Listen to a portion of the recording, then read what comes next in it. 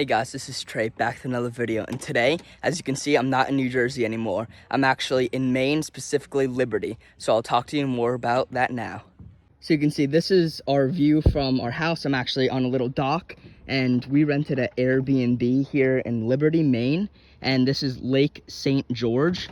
It's not George Lake in New York, it's Lake St. George, so it's been awesome so far. I caught my personal best smallmouth bass right over there. I was trolling a spoon, and it was 2.6 pounds. I'll pop a picture up on the screen now.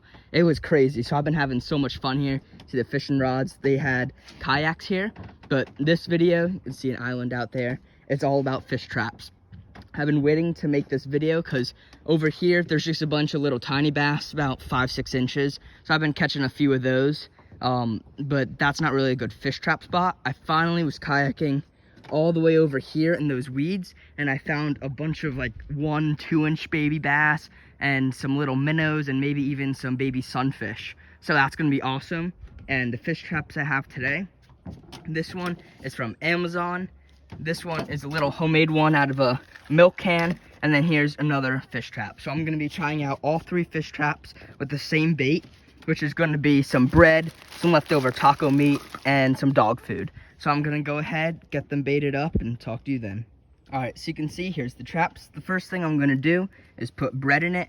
I'm just going to rip up a couple pieces. I'm gonna try and keep this fairly the same. Put 1 to 2 slices of bread, just like this, in each trap. And the smaller milk can one, I have to do probably just 1 smaller piece of bread, because it is a smaller trap. So I'm gonna keep all of the bait the same, because I do really want to see which fish trap works best. The store-bought ones, the smaller homemade one, I'm gonna find out. So I'm gonna go ahead, add some more taco meat and whatever leftovers I have, and update you then. All right, so all of them are baited up. You can see I put the top on. I'm gonna put the other side back onto this, and then you may have seen these bottles. What I'm gonna do is I'm gonna tie them off to these bottles, kind of as like a buoy, because there are a lot of boats here, and it's in a little secluded area. No boats are gonna go back there, but I don't have any branches to tie it to, so I'm just gonna tie them to these as like little buoys, and that's how I'll know where they are. So I'm gonna go ahead, do that, and get in the kayak to set them. So here's the first trap gonna go in. You can see I'm in a little bit deeper of water right here. It gets shallow up there, and this is my biggest trap, so that's why I'm going to set it there. And see there, it sinks down and the bottle's floating. So there's definitely gonna be a bunch of minnows swimming everywhere here. So I'm just gonna move up just a little bit more up here and set the next traps.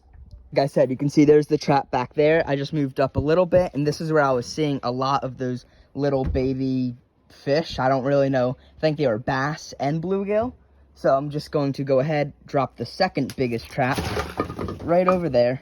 Again, there's the marker. And I'm going to move in even shallower for this last one, because again, this is the smallest trap.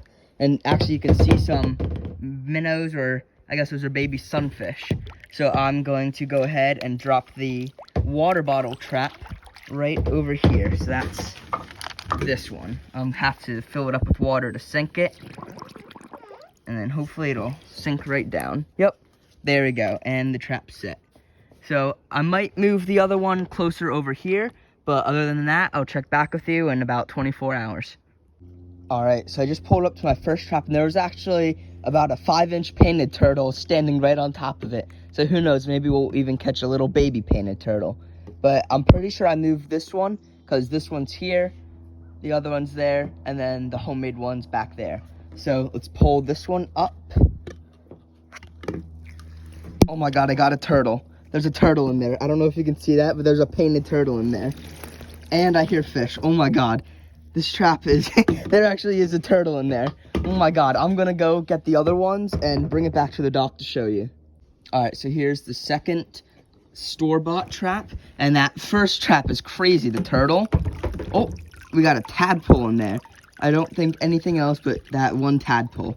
So I'm going to actually put this back and just let that sit for my own use. I'm gonna see if there's any cool fish I catch. And now I'm just gonna go up a little bit further to this homemade trap. See if anything is in the homemade one. And I made this one out of a little milk jug from a local farm. So that'll be cool if something actually went in here. I put it right here in all the weeds, right by where all the little sunfish were hiding. There's a tadpole at least in there, but like most of the things I've been saying, I'm just going to take it back because I can't really tell if there's fish in there yet. And I'm going to dump it all in a bucket to show you. All right, so I just got back. Here's my little container. I just put it in like this so the fish wouldn't be out of the water. So I'm going to go ahead and unzip this because I did hear fish. I'm really hoping fish-wise that we caught a little baby bass. That was my goal. I know there's some sunfish in here. I actually checked it a couple hours after dropping it off last night, but it'll be really exciting to see. I mean, I know we got a turtle. That's crazy, but I'm gonna go ahead and dump this out off camera. All right, so I dumped them all out. You can see here's the turtle. He's huge. So I'm going to put him back in the water and show you the rest of the fish. All right, so here's the turtle. There's actually some parasites on him, so I'm gonna try and help him out. This is a leech, I believe, right here. So I'm just gonna go ahead, cut it off and kill it. There's some other smaller parasites like on his belly, but he's pretty tired. I'm gonna let him cool off in the sun. He was moving, so he's good. He just needs to catch his breath a little bit, but he'll go back when he's ready. But now for the fish, you can see there's just a whole bunch of bluegill in here. There's some bigger ones, there's some smaller ones. It's crazy the size difference. And that big thing is actually a leech, which is not good. So I did not know leeches were in this water. But like I said, you can see there's some big ones and small ones, which is actually really cool. So now I'm gonna go ahead and dump out this fish trap.